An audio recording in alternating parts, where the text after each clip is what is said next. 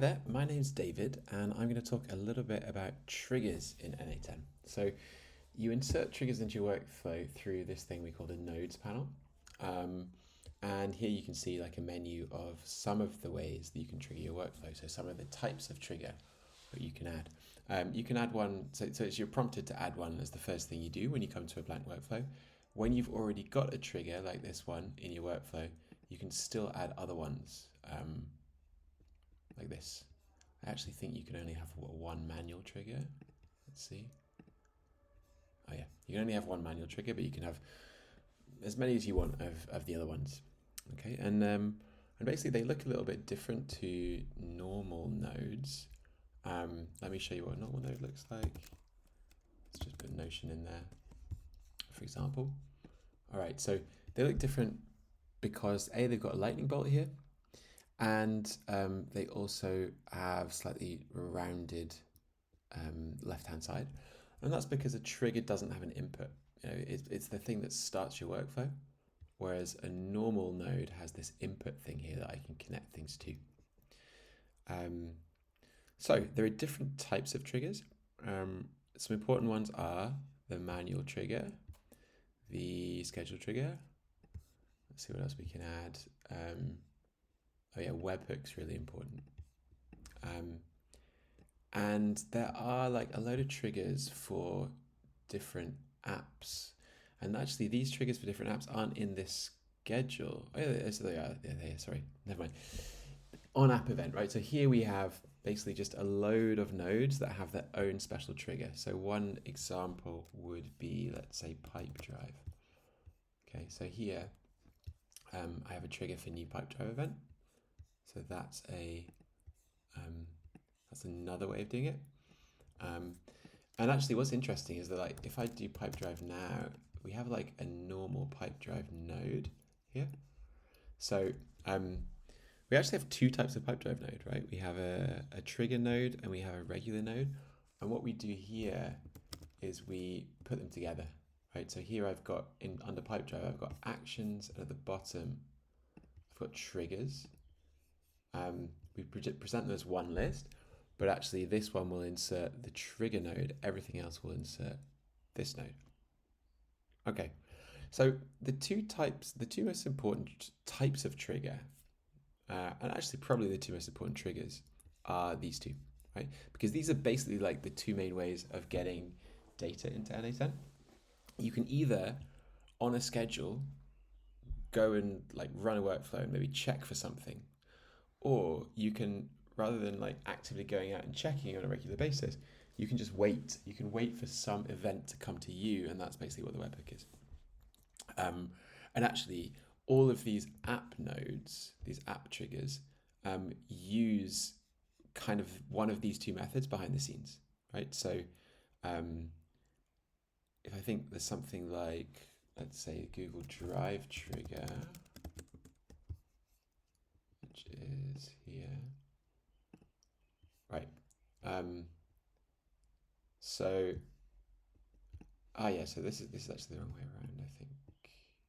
Yeah. So, no, it's not. What am I talking about? Okay. Yeah. So you see the Pipedrive trigger. This actually has a webhook URL in it. So it's really a webhook behind the scenes. But it has a few more like customization types that are specific to Pipedrive. And this Google Drive has poll times, right? So this is like how often should I check Google Drive in order to see whether I should run the workflow. And then you can say you can trigger on various things happening. So let me move them around. So they're like the two main ways of triggering your workflow. There are loads of other ways of triggering too.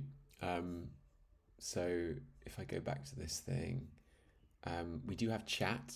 So a chat is basically only for AI nodes, but that allows you to kind of like have a little chat interface, be that in the canvas when you're developing or actually on your own website, which will run a chat.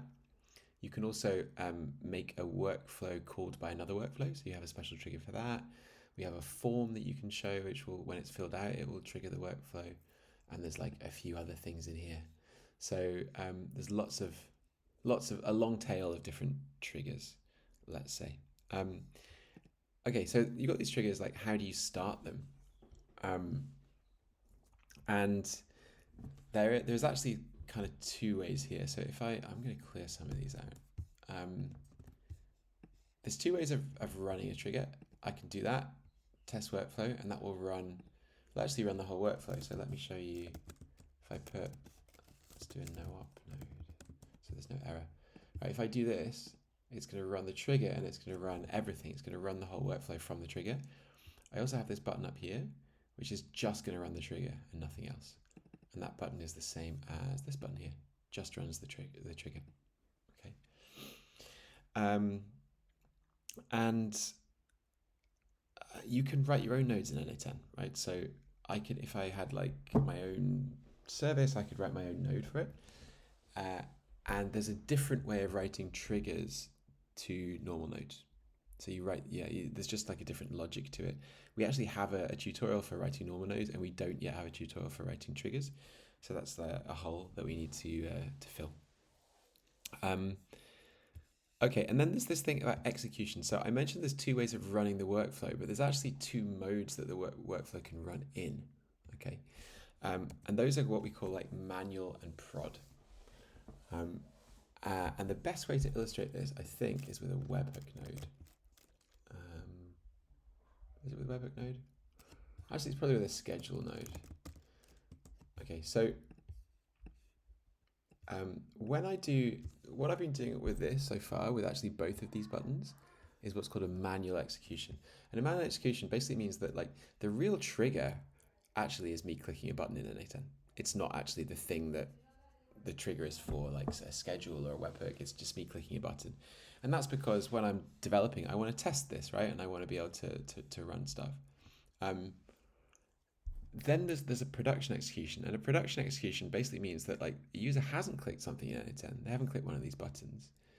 There's been some other event that has been the trigger. So it could be like reaching a certain time in the schedule trigger, it could be a webhook arriving. But those things have started the workflow.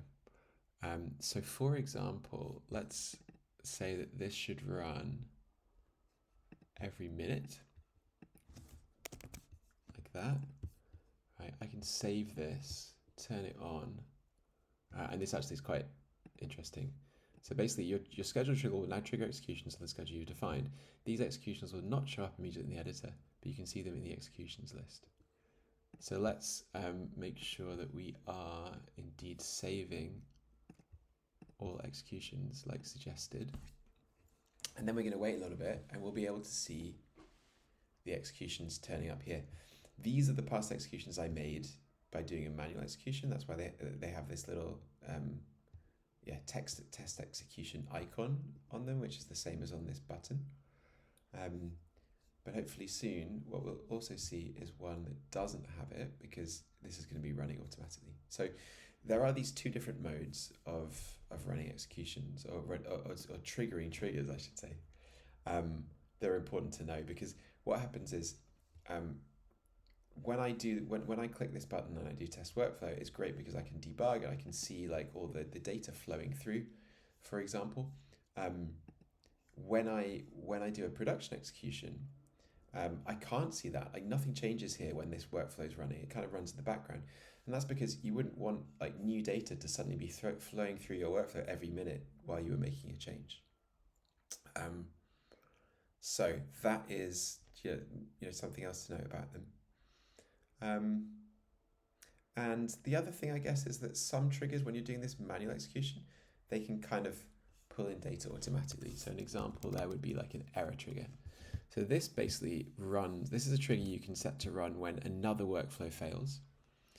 And if I test this, it actually produces some kind of dummy data, right? And so what that dummy data allows you to do is start wiring stuff up, start like maybe doing the next step in your workflow and saying, look, I want to take, I don't know, the mode and do something with it.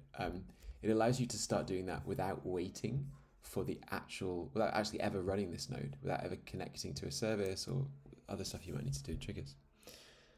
Okay, so yeah, I mean, one trigger I recommend you look into to get the hang of it is the webhook trigger. That will maybe make the difference between production and manual executions clearer. But But yeah, oh look, and here we see that these were some automated executions before I deleted them. So this one ran by itself. And so this I wouldn't see in the editor, but I do see here.